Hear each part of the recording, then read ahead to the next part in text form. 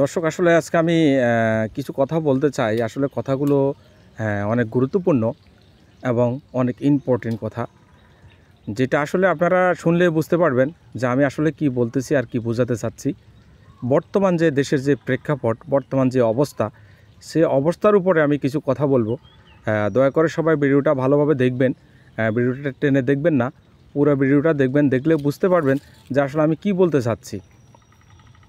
আসলে আমাদের দেশের বর্তমান যে অবস্থা, সে অবস্থার কথা হলো যেমন এখন যে পরিমাণ, যে আমাদের দেশে যে তীব্র গরম পড়তেছে, এই গরমে মানুষ অতিষ্ঠ হয়ে গেছে।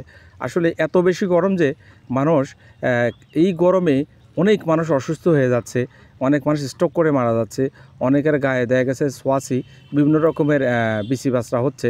আসলে এই সমস্যাগুলোর মূল কারণ হচ্ছে আমাদের দেশে যে বেশিরভাগ মানুষই তো গরিব, অত দরিদ্র, তাদের পক্ষে সম্ভব না ঘরে এসি লাগানো, একটা ফ্যান। এই দেশের সবচেয়ে বড় বিষয় হচ্ছে, আমাদের মেজর বিষয় হচ্ছে কারেন্ট থাকে না। সারাদিনে 24 ঘন্টা আমাদের দেশে কারেন্ট থাকে 2 ঘন্টা, বাকি ঘন্টা কারেন্ট থাকে না। তাইলে আমরা এই দেশটাকে কীভাবে ডিজিটাল এবং স্মার্ট বাংলাদেশ বলি? ডিজিটাল স্মার্ট বাংলাদেশ ওই দেশকে বলা যায় দেশটা স্বয়ংসম্পূর্ণ। তাদের দেশে, বাইরের দেশগুলোর কথা চিন্তা করেন, তাদের দেশে তেল, গ্যাস এবং কারেন্ট এগুলো তারা সবসময় মজুত রাখে। কারণ হচ্ছে এগুলো সবচেয়ে দেশের সম্পদ এবং এগুলো হচ্ছে দেশে ইম্পর্টেন্ট একটা জিনিস। আর আমাদের দেশে আমরা 24 ঘন্টা 2 ঘন্টা কারেন্ট পাই না, আর আমরা গর্ব করে বলি যে আমরা ডিজিটাল বাংলাদেশ, স্মার্ট বাংলাদেশে আছি। আমাদের দেশ স্বয়ংসম্পূর্ণ, আমাদের দেশে কোনো কিছুর অভাব নেই। অভাব নেই কেন বলেন আপনারা? এই কথাটা কেন বলেন? অভাব যদি নাই থাকে তাহলে আমরা রাত্রে ঘুমাতে কেন পারি না? আমরা রাত্রে যখন ঘুমাতে যাই তখন আমাদের পরিস্থিতি এত ভয়াবহ হয় যে আমাদের দেশে আমরা স্বল্প আয়ের মানুষ, আমাদের পক্ষে সম্ভব না ভালোভাবে একটা জেনারেটর কিনে বা একটা কিছু কিনে বা তেল দিয়ে আমরা একটা জেনারেটর ব্যবহার করব। ওরকম কিছু আমাদের আয়ের উৎস নাই আমাদের ওরকম কিছু ব্যবহার করা। যারা বড় বড় সরকারি কর্মকর্তা, যারা বড় বড় আমলা আছেন, তারাই না পারেন সব কিছু করতে। তাদের এসি বাড়ি, এসি গাড়ি, তাদের সব কিছু আছে। যেমন তারা জেনারেটর ব্যবহার করে, আইএপিএস ব্যবহার করে, সব কিছু মিলে তাদের ভালো একটা অবস্থা, তাদের সোর্স আছে ওইভাবে ভালো। কিন্তু আমরা যারা সাধারণ নিম্নায়ের মানুষ, আমাদের তো নুন আনতে পান্তা পুরায়। তাহলে আমরা কীভাবে এগুলো ব্যবহার করব? আমাদের দেশে সাধারণ যদি কারেন্টটা থাকতো, তাও অন্তত মাথার উপরে একটা যে প্যান, ছোটো একটা প্যান, অন্তত এই প্যানটা অন্তত মাথার উপর ঘুরলে একটু আরাম পাইতাম। সেটাও তো আমাদের হয় না, আমাদের ভাগ্যে জোটে না।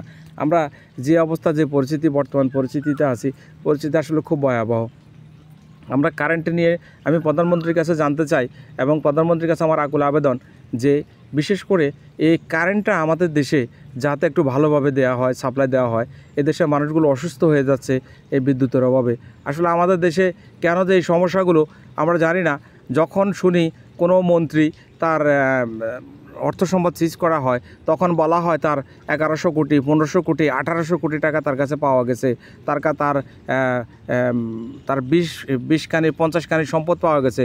আসলে এগুলো কেন, কী কারণে? একজন মানুষ এই পৃথিবীতে বাঁচতে তার কত টাকার প্রয়োজন, কত সম্পদের প্রয়োজন? এই যে যাদের কাছে এগুলো পাওয়া যাচ্ছে, তারা একটাবারও কি চিন্তা করে না যে এই দেশে আমার মতো তো আরও এরকম হাজারো মানুষ আছে, তাদের তো জীবিকা এখানের উপর। আমি যে সব কিছু কেড়ে নিচ্ছি, আমার মতো এরকম আরও আমার 50টা ভাই, 100টা ভাই, তারাও তো অনাহারে থাকবে। আসলে এটুকু আমাদের সকলের বোঝা উচিত। আসলে আমি কাউকে মেইন করে কথাটা বলি নাই, এটা বলছি এই জন্য যেহেতু যখনই সিন্ডিকেটে যখন ধরা খায়, তখনই তাদের ভিতর থেকে এই কথাগুলো বেরিয়ে আসে।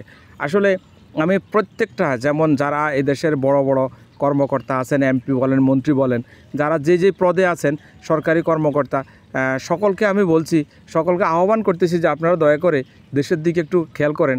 এদেশে 18 কোটি মানুষ একমাত্র আপনাদের দিকে চেয়ে আছে। আমি প্রধানমন্ত্রীর কাছে বলবো, প্রধানমন্ত্রীর কাছে এই জন্য আমার মাননীয় প্রধানমন্ত্রী শেখ হাসিনার কাছে আমার অকুল আবেদন যে আপনি এই দেশের এই যে সমস্যাগুলো, এই সমস্যাগুলোর দিকে আপনি একটু খেয়াল করেন, যাতে সাধারণ মানুষ অন্তত দুর্ভোগ থেকে বাঁচতে পারে। আর বিশেষ করে যেমন পণ্যদ্রব্যের দাম এত উঁচু পরিমাণে বাড়ছে যে সাধারণ মানুষের হাতের নাগালে চলে যাচ্ছে, তারা কিনতে পারতেছে না। যেমন এই দেশে যদি একটা পেঁয়াজ যদি 50 টাকা পেঁয়াজের কেজি হয়, সেই পেঁয়াজকে 150 টাকা বিক্রি করে। 150 টাকা বিক্রি করলে যখন তাদেরকে বলা হয় যে তোমরা পেঁয়াজের দাম এত বাড়াইছো কেন, তারা বলে যে পেঁয়াজ নাই, এইটা সেটা। অথচ গুদাম কত পেঁয়াজ পচে যায়, কত পেঁয়াজ কতভাবে নষ্ট হয়ে যায়, অথচ সিন্ডিকেট ব্যবসা করতে যায় এগুলা করে।